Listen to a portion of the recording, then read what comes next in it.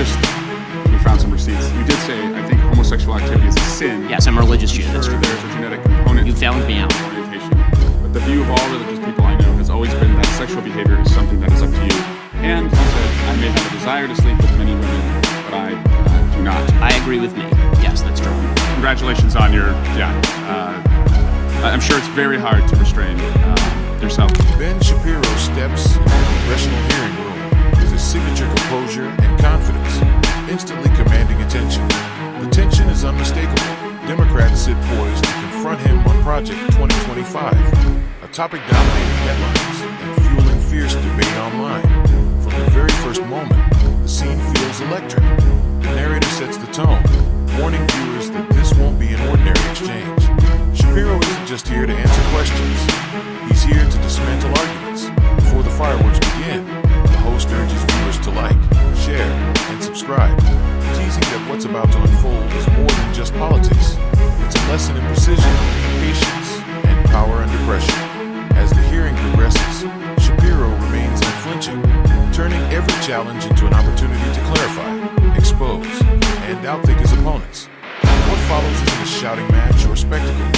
It's a masterclass in calm, reasoned debate, reminding everyone why Ben Shapiro's voice continues to resonate so powerfully in the national conversation. Mr. Swalwell, Mr. Shapiro, thank you for joining us today. I think it is important that you're here as one of the leading conservative voices in the country. And the country has, in the last couple weeks, talked a lot about and Googled Project 2025. It's one of the most Googled search terms right now. And you're not going to get any censorship from me. So I just wanted to know, from your perspective, I think it would help us understand, on just like a scale of 0 to 100%, how much do you support Project 2025? As Congressman Swalwell takes the floor, his tone is courteous, almost too courteous, signaling that a political trap is on the way. He begins by calling Ben Shapiro one of the leading conservative voices, a compliment that feels more like setup than sincerity. Then comes the pointed question: how much do you support Project 2025? The room falls silent, everyone waiting for Shapiro to stumble or dodge. But he doesn't even blink. With a calm grin, Shapiro fires back, saying he hasn't looked into it deeply, just like President Trump. Then, with perfect timing, he delivers the line that sends the entire chamber into laughter. Democrats remind me of Peter Pan and Tinkerbell. They think if they say Project 2025 enough times, maybe their candidate will come alive again. The reaction is immediate and explosive. Laughter ripples across the room, even catching a few Democrats off guard. In seconds, Shapiro turns what was meant to be a hostile exchange into a moment of brilliance, part wit, part control, and all confidence. What began as a carefully planned ambush ends with Shapiro commanding the hearing, leaving Swalwell visibly deflated and the audience captivated. I think, like President Trump, I haven't looked all that deeply at Project 2025, but it seems that Democrats on this committee, sort of like Peter Pan and Tinkerbell, if they say Project 2025 enough, their presidential candidate becomes alive again. And so, well, let's just talk about pieces of it, and I guess you can tell me if you support it. You probably want less bureaucracy, right? I do. I want less bureaucracy. You want more efficiency. I do. I want more efficiency. You want taxpayer money spent wisely. I do. Congrats on becoming a Republican. My parents would be proud. Mass deportations, it calls for that. Do you support that part? I support the deportation of any illegal immigrant who's in the United States who is not of benefit to the generalized American public.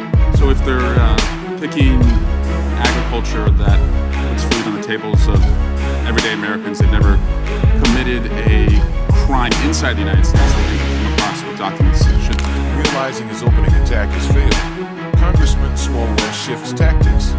This time, he goes policy by policy, hoping to trap Ben Shapiro with a chain of gotcha questions. You want less bureaucracy, right? He asks.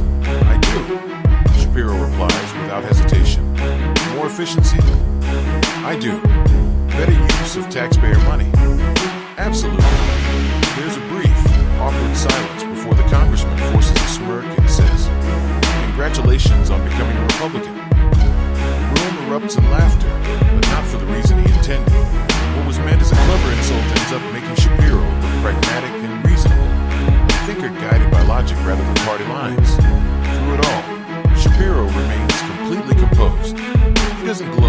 interrupt or raise his voice. He simply lets clarity and calm dismantle every loaded question. By the end, the congressman's strategy lies in ruins, undone not by confrontation, but by Shapiro's steady command of reason and restraint. If they have not paid taxes and if their draw on the taxpayer benefits are larger than the contribution they are making to the economy, or if they're involved in criminal activity, they should be deported. How do we measure that? The same way that the IRS measures my income every year. It seems like the IRS can track down every aspect of every receipt that I've ever submitted. And if they it were does over willing to hundreds of pay- millions of other Americans, they can do that for illegal immigrants as well, except for the fact that no one knows how many are in the country thanks to this administration. So you would be cool with creating a system where they could pay those taxes if they wanted to, and then stay and work and put food on our table? It depends on how long it would take for them to pay the taxes, and they would also have to go presumably to the back of the line, although I'm not sure why I'm testifying about immigration policy at this point. Desperate to regain footing, Congressman Swalwell pivots to immigration. His last chance to frame Ben Shapiro as cold and uncompassionate. He brings up mass deportations, clearly hoping to provoke an emotional misstep, but Shapiro doesn't take the bait.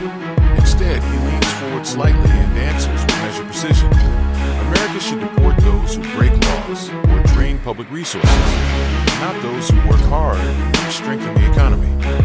Then comes the line that freezes the entire room. If the IRS can track every dollar earned by millions of citizens, why can't the government do the same with illegal immigrants? Silence. No one moves. It's one of those rare, electric moments when truth slices through the noise. No spin, no theatrics, just undeniable logic that I end that instant. The narrative shifts completely. What began as an attack ends as a masterclass. Common sense sounds revolutionary, and everyone watching knows it. Ben Shapiro just turned the hearing on its head. How about banning the abortion pill? That's part of Project 2025. Do you support that part? I think that that's a state-by-state issue on a personal level. I'm just asking fully, you. Sure, I'm a fully pro-life person, which means that I'm not in favor of the distribution of the abortion pill. Banning same-sex marriage. What about that part? I am in favor of traditional marriage between a man and a woman, and I'm perfectly fine with anyone having any sort of voluntary sexual arrangement they seek. That's a different thing from whether the government should attach benefits to that personal relationship. But you think it's a sin to have same-sex marriage? I mean, I'm confused. Are you asking me as a religious Jew what I think about biblically? I'm just asking, is it a sin to be gay? Is it a sin to be gay? I mean, The congressman, still searching for a weak spot, shifts to abortion, highlighting Project 2025's alleged goal to ban abortion bills nationwide.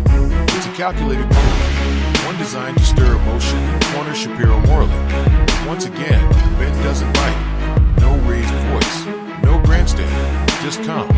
Reason clarity that he explains that abortion should be a state issue, not something dictated by federal mandate.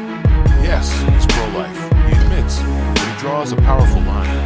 Personal belief and government authority aren't the same thing. That single statement changes everything.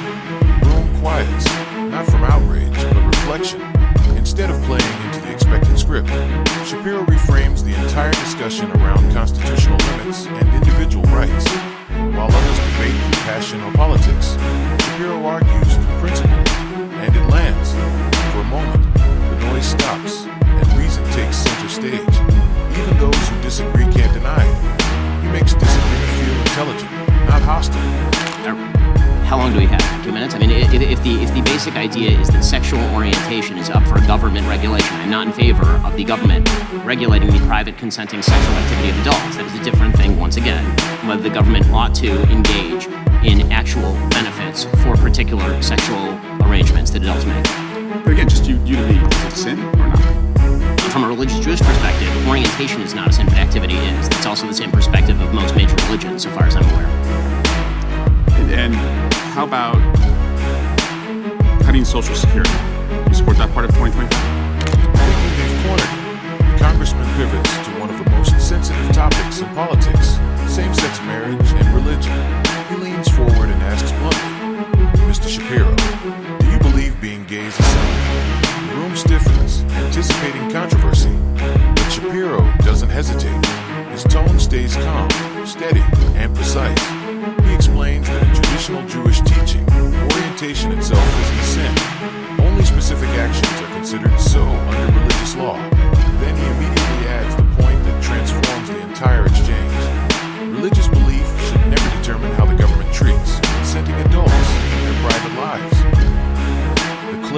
his answer disarms the tension instantly. What could have been a heated culture war moment instead becomes a thoughtful discussion.